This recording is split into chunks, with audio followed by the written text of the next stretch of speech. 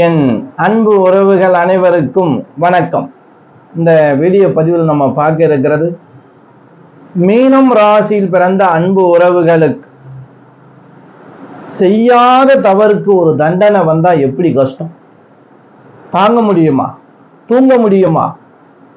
நான் ஒண்ணுமே செய்யலையே, என்ன ஏன் இப்படி அவ பேர் சொல்றாங்க, என்ன ஏன் பழி சுமத்துறாங்க? செய்யாத தவறுக்கு தண்டனை அனுபவிக்கக்கூடிய காலகட்டமா இருக்கு.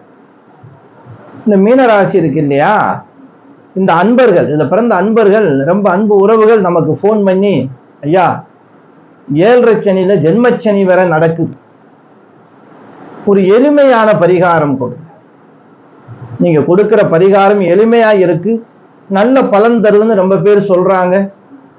பொதுவா இந்த 12 ராசிக்கும் நம்ம கொடுத்துட்டு இருக்கோம். தொடர்ந்து வீடியோ பார்க்கலாம். எளிமையான சக்தி வாய்ந்த பரிகாரங்கள், ஒரு 3 பரிகாரங்கள் நம்ம கொடுக்க போறோம். இந்த மீன ராசி அப்படின்னா குருவுடைய ராசி. குரு பகவானுடைய ராசியில 3 நட்சத்திரங்கள் 9 பாதங்கள். இந்த மீனராசியை பொறுத்த வரைக்கும் பூரட்டாதி நட்சத்திரம் 4ஆம் பாதத்தில் பிறந்தவர்களும் மீனராசி தான். இது குரு பகவானுடைய நட்சத்திரம். அப்ப நீங்க குரு திசையில பிறந்தவங்க. அடுத்து பார்த்தோம் அப்படின்னா உத்திரட்டாதி நட்சத்திரம் 1, 2, 3, 4 பாதத்தில் பிறந்தவர்களும் இந்த மீனராசியில் பிறந்தவர்கள் தான். உங்க நட்சத்திரத்துக்கு அதிபதி யாரு? சனி பகவான். அடுத்து ரேவதி நட்சத்திரம் 1, 2, 3, 4 இந்த பாதத்தில் பிறந்தவர்களும் மீனராசியில் பிறந்தவர்கள் தான். புதன் திசையில பிறந்தவங்க, நட்சத்திர அதிபதி புதன். அப்போ 9 பாதங்களும் 3 நட்சத்திரங்களும் சேர்ந்த இந்த மீனராசியில் பிறந்து இப்போல காலகட்டம் பார்த்தீங்கன்னா 2027 வரைக்கும் நம்ம ஒரு எளிமையான பரிகாரத்தை சொல்லப்போம். இந்த பரிகாரம் நீங்க செய்யும் போது இந்த தேவையில்லாத பிரச்சனை வராது, தேவையில்லாத வீண் பலி வராது, செய்யாத குற்றத்திற்கு இந்த தண்டனை அப்படிங்கிறது உங்களுக்கு வரவே வராது. நண்பர்கள்ட்ட கொஞ்சம் ஜாக்கிரதையா இருந்துக்கிறது. நீங்க ஆண்களா இருந்தாலும் சரி, பெண்களா இருந்தாலும் சரி, அன்பு உறவுகளே, பழக்க வழக்கத்துல ரொம்ப நிதானம், பொறுமை, ரொம்ப தெளிவு வேணும். ஏன் அப்படின்னா புதிய நட்பு நம்ம கிட்ட எப்பயுமே சின்ன வயசுல இருந்து பழகினவங்க ரொம்ப பேர் இருப்பாங்க. திடீர்னு ஒரு படிப்பு விஷயமாகவோ வேலை விஷயமாகவோ இல்லை வண்டியில போகும்போது ஒரு ஃப்ரெண்ட்ஷிப் உருவாகிறதுக்கு வாய்ப்பு கொடுக்கும், புதிய உறவு. இதன் மூலமாக நமக்கு தேவையில்லாத தேவையில்லாத அவப்பேர்களும் பிரச்சனைகளும் மறைகிறதுக்கு வாய்ப்பு கொடுக்கும்.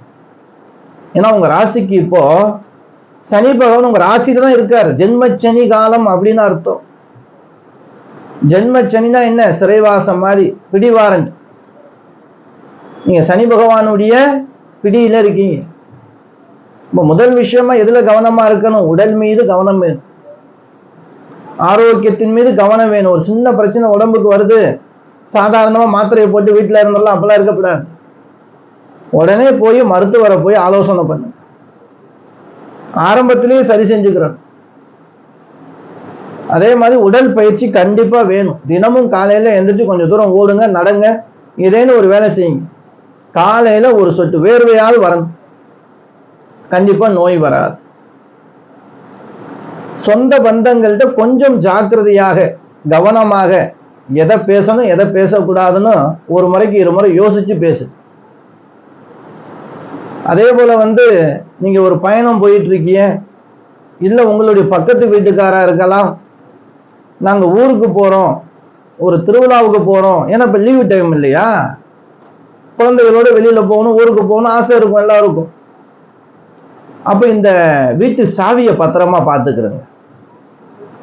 நம்ம நேரம், அதாவது இந்த மீனராசி அன்பர்களுக்கான நேரம் இப்படித்தான் மாட்டோம்.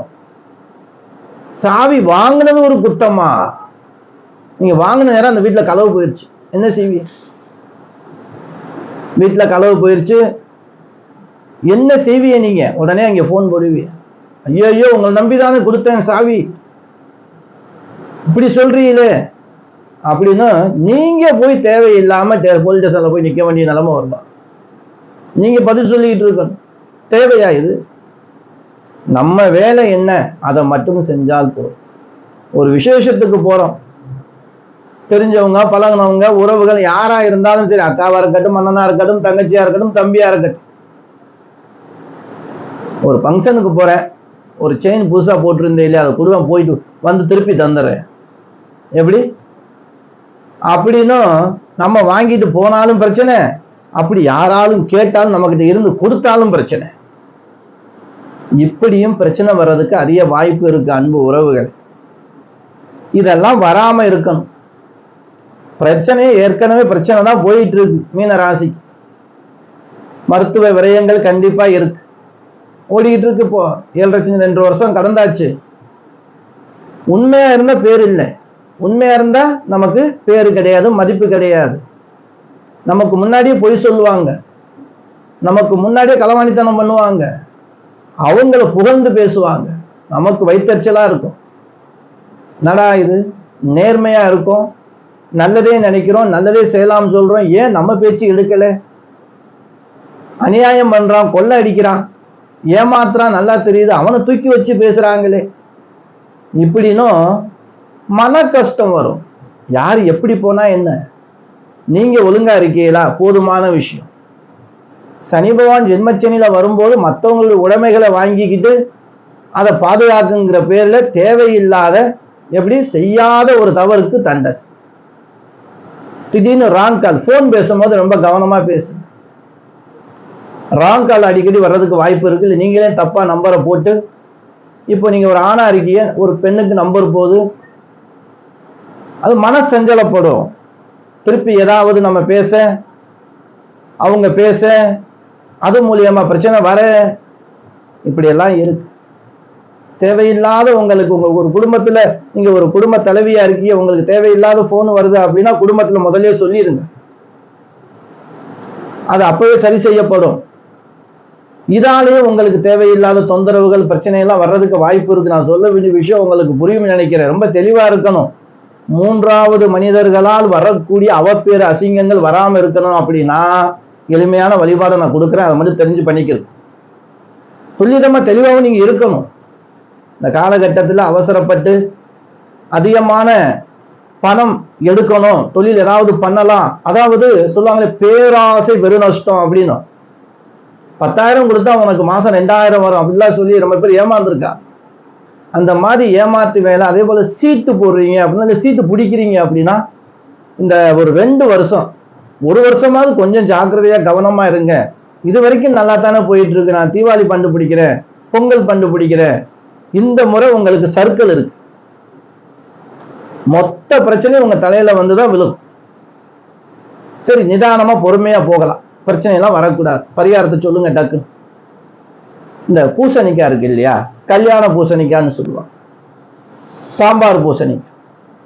அந்த பூசணி வாங்கி கோவிலுக்கு தானம் கொடுங்க, கோவிலுக்கு தானம் கொடுங்க, ரொம்ப ரொம்ப சிறப்பு. ஏன் அப்படின்னா இந்த பூசணிக்காய் இருக்கு பாருங்க, இந்த பூசணிக்காவுடைய விதை போட்டா அது என்ன செய்யும், கொடியா போகும். பூசணிக்காய் பூ எப்படி இந்த மார்கழி மாதத்துல நம்ம பார்க்க முடியும். இன்னும் கிராமங்கள்ல கோலம் போட்டு அதுல பசும் சாணம் வச்சு நடுப்பகுதியில் அந்த பூசணிக்காய் பூ வைப்பாங்க, ரொம்ப விசேஷம். இந்த பூசணிக்காய் தானம் கொடுப்பதாலும் மாசத்துக்கு ஒரு முறை செய்யுங்க, கண்டிப்பா கிடைக்கும். பூசணிக்காய் கிடைக்காம இருக்காது, காய்கறிகள்ல சொல்லி வைங்க, மாசம் மாசம் ஒரு பூசணிக்காய் கோவிலுக்கு தானம் கொடுங்க. இல்ல கோவிலுக்கு வர்றவங்களுக்கு பெரும்பாலும் பூசணிக்காய் தானம் வாங்க மாட்டாங்க, கோவிலே கொடுத்துறது நல்லது, அவங்க ஏதாவது பிரசாதம் போடும்போது பயன்படுத்திப்பார். 2வதாக நம்ம பார்க்கக்கூடிய பரிகாரம், இந்த முழு வெல்லம் இருக்கும், மண்டை வெல்லம்னு சொல்லுவோம், பெரிய உருண்டை வெல்லம் இருக்கு இல்லையா, அந்த வெல்லமும் பச்சரிசியும் சேர்த்து என்ன பண்ணணும், கோவிலுக்கு தானம் கொடுங்க, பிரசாதத்துக்குன்னு சொல்லி கொடுங்க. ஏன்னா இது சுவாமிகளுக்கும் நிவேதானம் போது இல்லையா, அதுல அந்த அரிசியில சக்கரை பொங்கல் செய்வாங்க. அப்படி செய்யும் போது அது சுவாமிக்கு நிவேதானம் பண்ணிட்டு வர்ற பக்தர்களுக்கு கொடுக்கும் போது அந்த புண்ணியம் உங்களுக்கு சேரும், வரக்கூடிய பிரச்சனைகள் தடை நிறுத்தப்படும். இந்த மாதிரி பிரச்சனைகள் வீண் பலியெல்லாம் வராது. அடுத்து வழிபாடாக நரசிம்மர் வழிபாடு. ரொம்ப விசேஷம். மாசத்துக்கு ஒரு முறை சுவாதி நட்சத்திரம் வரும், நோட் பண்ணி வச்சுக்கிறது. இந்த சுவாதி நட்சத்திரம் வரும்போது நரசிம்மர் ஆலயம் இருந்தாலும் சரி, இல்ல எங்களுக்கு ஆலயம் வேற பேர்ல இருக்கு, ஆனா நரசிம்மர் சன்னதி இருக்கு உள்ள, அப்படி இருந்தாலும் சரி, பானக்கம் ஒரு டம்ளர் இருந்தா போதும், நீங்களே பண்ணி கொண்டு போகலாம். இல்ல அந்த கோவில்ல மடப்புள்ளி இருக்குன்னா அங்கே செய்யறாங்கன்னா அவங்ககிட்ட பொருள் வாங்கி கொடுத்து செய்ய சொல்லுங்க. நீங்க செய்யற மாதிரி இருந்தா ஒரு தண்ணீர் ஊற்றி அதுல வெல்லம் போட்டு இளமச்சம்பழம் புழிஞ்சு 2 ஏலக்காய் போட்டு 2 துளசி இதுல போட்ட பானக்கம் ரெடி ஆயிடும். மாசத்துல ஒரு முறை சுவாதி நட்சத்திரம் வரும்போது நரசிம்மருக்கு நிவேதானம் கொடுத்து துளசியால உங்க பேருக்கு அர்ச்சனை பண்ணு. எவ்வளவு பிரச்சனைகள், பிணிகள், கஷ்டங்கள், சூழ்ச்சிகள் இருந்தாலும் தவிடுபடியாகும். உங்க வாழ்க்கையில மறைமுகமாக நேர்முகமாகவோ எந்த பிரச்சனையும் வராது. நீங்க வாட்டில உங்க வேலையை நீங்க பார்த்துட்டு சிறப்பா போயிட்டே இருக்கலாமே. அதாவது நம்ம கொடுக்கிற பரிகாரம் எளிமையா இருக்கும், செய்யற மாதிரி இருக்கும், சின்ன பட்ஜெட்ல தான் இருக்கும், பெரிய அளவுல லட்சக்கணக்கெல்லாம் செலவு பண்ண சொல்ல மாட்டேன். இந்த மாதிரி சில விஷயங்களை சொல்லும் போது நம்ம செய்யக்கூடிய பரிகாரம் மற்றவங்களுக்கு அதன் தானமா போகுது பாருங்க. கொடுக்கக்கூடியது வீணாகல, தானமா போகுது. நரசிம்மர் வழிபாடு எல்லோருக்குமே தெரியும், சக்தி வாய்ந்த வழிபாடு. அதுவும் சுவாதி நட்சத்திரத்தில் நீங்க வழிபாடு செய்ய போறீங்க, உங்க வாழ்க்கையில் இருக்கக்கூடிய பிரச்சனைகள்லாம் படிப்படியா குறையும், சகல விதமான திருஷ்டி தோஷங்களும் நிவர்த்தியாகும். உங்களுடைய முன்னோர்கள் செஞ்ச கர்ம வினை உங்களுக்கு பாதிப்பு தருதா, அது நிவர்த்தியாகும். உங்க வாழ்க்கையில வெற்றி தரக்கூடிய வழிபாடு நரசிம்மர் வழிபாடு. இந்த 3யுமே செய்யணுமா? இல்லை. இதை எந்த நாள்ல செய்யணுங்கிறது நரசிம்மர் வழிபாடு சொல்லிட்டு, இந்த பூசணிக்காய் இருக்கு இல்லையா, மாசத்துல ஒரு முறை வியாழக்கிழமையில அல்லது நீங்க பிறந்த கிழமையில தானமா கொடு. இந்த அரிசியும் முழு வெல்லம் சொன்ன இல்லையா, மண்ட வெல்லம், இதே தான். அது வியாழக்கிழமை இல்லை நீங்க பிறந்த கிழமை. நரசிம்மர் வழிபாடு மாசத்துல சுவாதி நட்சத்திரம் வரும்போது இதை மட்டும் ஞாபகமா எழுதி வச்சுக்கிறேன். இது 3மே நான் செய்யணுமானா இல்லை, ஏதாவது ஒண்ணு நீங்க செஞ்சு வந்தா போதும். இந்த மாசம் இதை செஞ்சுட்டேன், அடுத்த மாசம் பூசணிக்காய் கொடுக்கலாம், அடுத்த மாசம் நரசிம்மருக்கு பானக்கம். ஆனா நரசிம்மருக்கு மட்டும் கண்டினியூவா நீங்க பண்ண வேண்டியது இருக்கும். நரசிம்மரை நீங்க எடுத்துக்கலாம். இப்ப சில இடங்கள் நரசிம்மரை பார்க்க முடியாது, கோவில்ல இருக்காது, எங்களுக்கு அந்த மாதிரி வழிபாடு சுவாமி இல்லையா அப்படின்னா இந்த 2 பரிகாரத்துல ஏதேனும் ஒரு பரிகாரம் எளிமையான வழிபாடு எடுத்துக்கிறோம். இது நம்ம தானம் கொடுக்குறோம். இந்த தானமா கொடுக்கக்கூடிய வழிபாடு உங்களுக்கு நல்ல பலனை தரும் அன்பு உறவுகளை. அதனால ஜென்மச்சனி நடக்குது, தேவையில்லாத பிரச்சனைகள்லாம் வருமா அப்படின்னு பயந்துகிட்டு இருக்காம எளிமையான வழிபாடு செஞ்சுட்டு தைரியமா உங்க வேலையை நீங்க தொடர்ந்து செய்யுங்க. தெய்வ நம்பிக்கையோடு இருங்க, நல்ல விஷயம் நடக்கும். உங்க தெய்வமும் நீங்க கும்பிடக்கூடிய அந்த நரசிம்மரும் உங்களுக்கு பக்க பலமாக 8 திசையும் காத்து நிற்பாங்க. கவலைப்படாம இருக்கலாம். தடைகள் எல்லாம் உடையும், காரியம் வெற்றியாகும், சுபகாரியம் நடக்கும், மங்கள வாத்தியம் ஒலிக்கும். நட்பு விஷயம், அதாவது நண்பர்கள்ட்ட ஜாக்கிரதையா இருங்க, உறவுகள்கிட்ட ஜாக்கிரதையா இருங்க. பழக்க வழக்கம் கொடுக்கல் வாங்கல் விஷயத்துல ரொம்ப ரொம்ப ஜாக்கிரதையா இருங்க. அதாவது வழிபாடு செஞ்சுட்டோமே எதுவும் பண்ணலாமன்னு பண்ணக்கூடாது. நம்ம பண்ணாம இருக்கணும், வழிபாடையும் செய்யணும். ஏன்னா மறைமுகமா எப்படி இருந்தாலும் நமக்கு பிரச்சனைகள் வர்றதுக்கு ரெடியா இருக்கு. பகவான் நரசிம்மர் பாதத்தை கெட்டியா புடிச்சுக்கணும், தானமும் செய்யுங்க. வாழ்க்கையில மிகப்பெரிய நல்ல மாற்றத்தை விரைவில் காண்போம்.